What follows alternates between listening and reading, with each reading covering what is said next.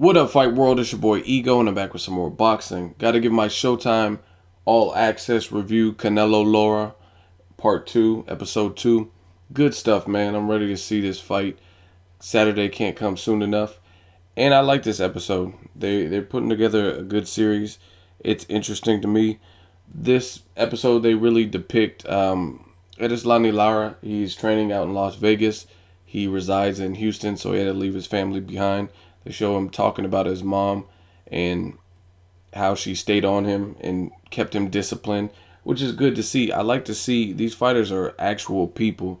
A lot of times we tend to negate or forget little things about these fighters because they're so tough in the ring. You forget, like, oh, he's a family man, or he has kids, or, you know what I mean?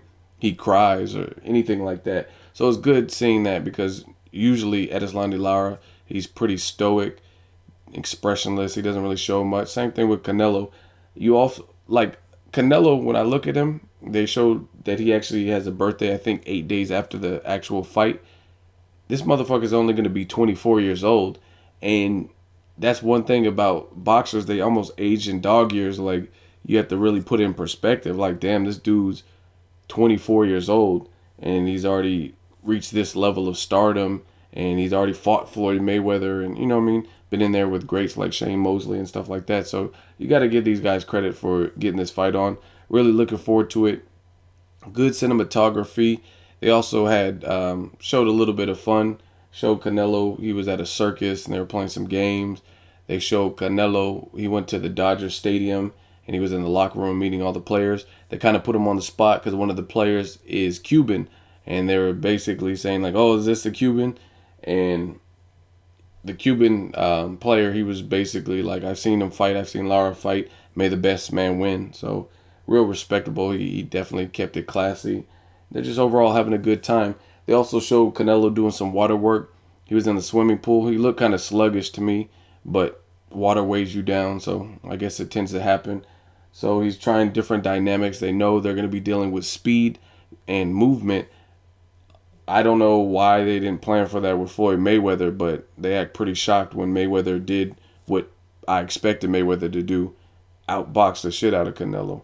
And they act like they had so much confidence in Canelo that he was going to be able to bait Mayweather into the wrong type of fight or outbox him, which was a horrible game plan. They also show Ronnie Shields, Edeslandi Lara's trainer, and his strength and conditioning coach. They're on the laptop watching the Canelo versus Austin Trout fight and picking up some things.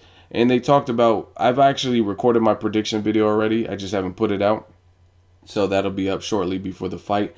And they talk about something that I brought up in that, and that's just Canelo with his fatiguing.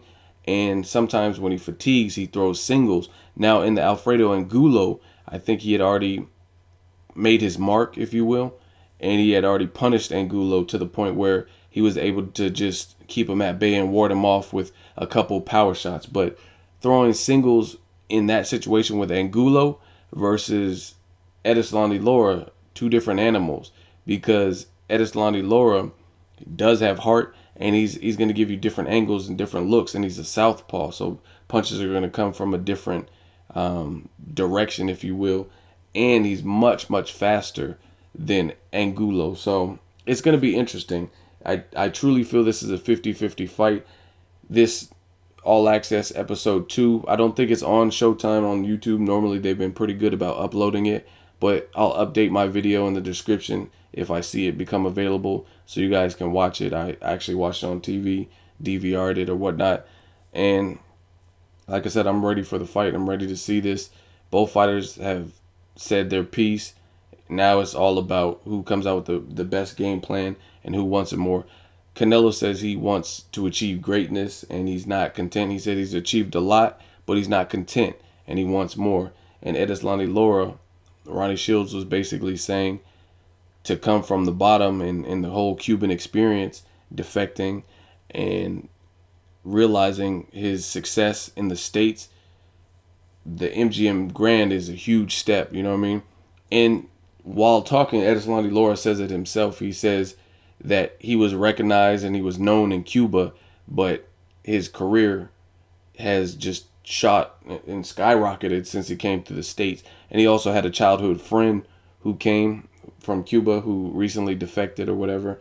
And he said the same thing. He said he was known, he was a solid fighter, but coming to the States was the best situation for Edeslani Lara because he's improved a lot and just become the superstar or the boxer, the respected boxer that he is today. They were just playing dominoes. Edeslani Lara had a little bit of swag. He was kind of stunting. He had some denim shorts and a sleeveless denim vest.